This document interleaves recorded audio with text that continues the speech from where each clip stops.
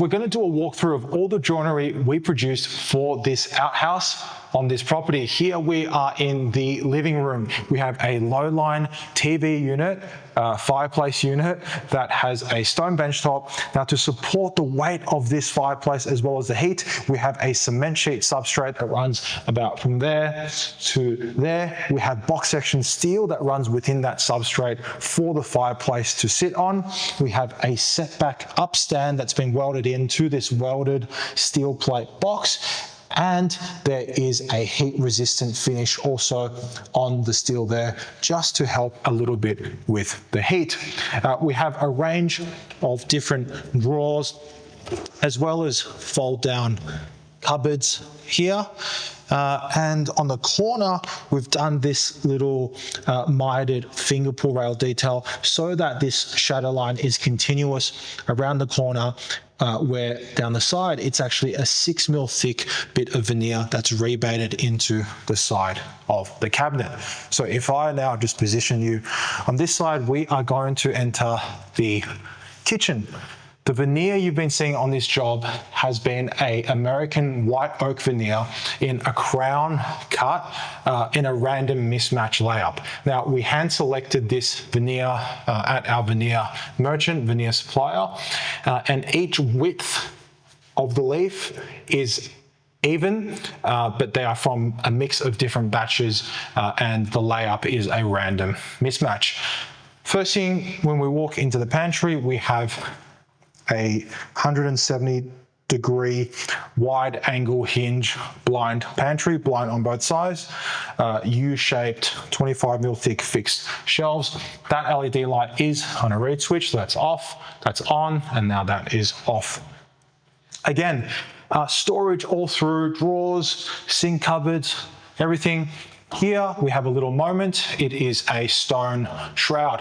Now, the top panel of this stone specifically has two steel box sections that span across the top with a cement sheet substrate for the stone. That allows for really strong adhesion with the mega epoxy that the stonemasons would have used to glue that up. What does help with the support here as well is that this top panel is mitered into the ends, so the weight does bear down a little bit. As we walk through, we have 1, 2, 3 integrated freezers. We really like these Miele/Liebherr integrated fridge freezers that sit within the carcass because, one, they don't need visible vertical end panels between the doors, and secondly, because they sit within a cabinet, they essentially are on the same kicker within the same overall structure as the cupboards, so the doors are less likely to lose adjustment over time. Down this end, we have some fixed veneer wall panels, cupboards, drawers, appliances, really nice Corsair integrated range hood, solid ducting, big airflow, nice and quiet. Here we have our bin, and a little trick we like to do is to set the bin down so that we can have this inner drawer here for your bin liners, dog leashes, plastic bags, Panadol, and the like.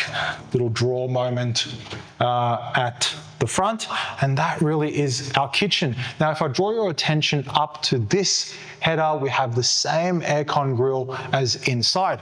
Now, your question that we might have is, how do you access the aircon unit that is behind the grill? Well, in the kitchen here, and we are jumping back into the kitchen, we have a fold down access hatch that's within the top of the cupboard. There are two 95-degree blind cabinet hinges that fold down. This flap can fold up again and then be toggled in to the front cabinet rail to be locked in.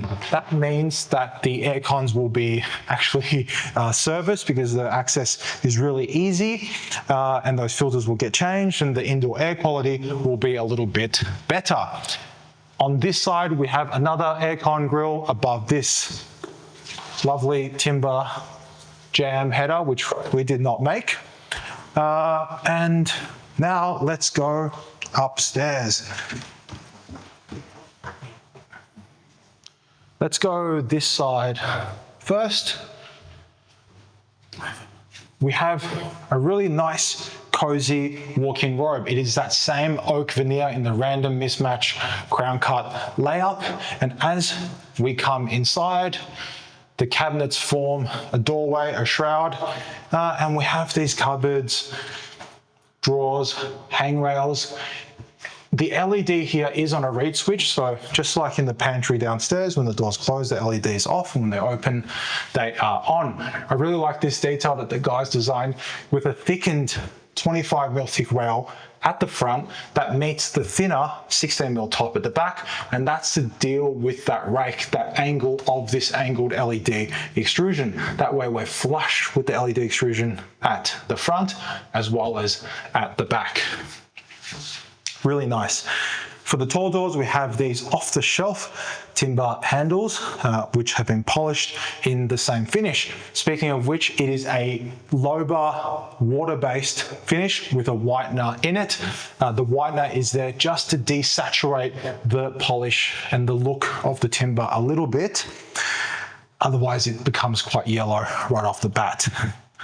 The cabinets finish really tight in this room around the doorway. The way we were able to achieve this, because we put this all into production when this door jamb wasn't even in, it was just a brick opening, is because the builder provided really clear setouts and a really good datum, nice plate fixed to that brick opening that gave us the heights for the room. So that way our joinery production program could run in parallel with the construction of the room, and they all married together in a beautiful union. Okay, upstairs we also have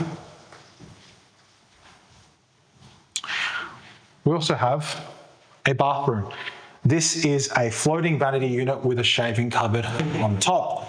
Once we open this shaving cabinet door, we have a GPO and some adjustable shelves, another shaving cupboard door on the other side.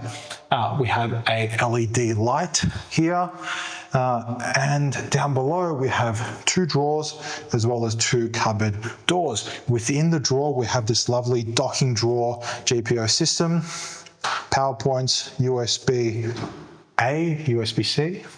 You guys still use USB-A? I guess we have to. It's a bit of a legacy thing at this point though.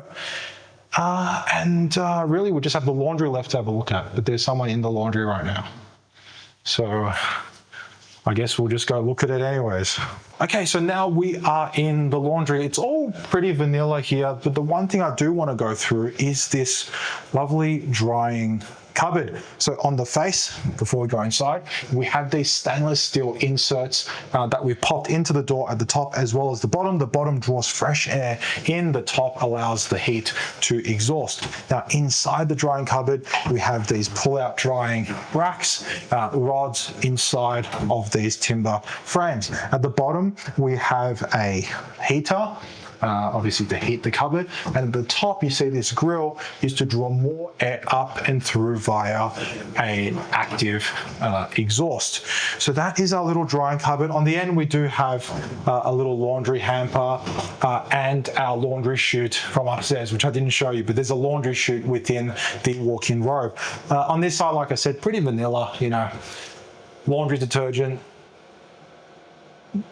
your favorite tile grout brush can live in this cupboard, and then you have your sink cupboard below. The plumber was just commissioning the tap, so let me just turn that back on for him. And really that is it for this house. There are 2 outhouses that we are working on this amazing property. But yeah, I think if you ask me, and I am biased, a really nice collection of joinery units throughout this space. If you enjoyed this walkthrough, we have done one more previously. It was also an oak veneer job, but with lots of different details, including this curved brass cupboard. So click on the video to check that out.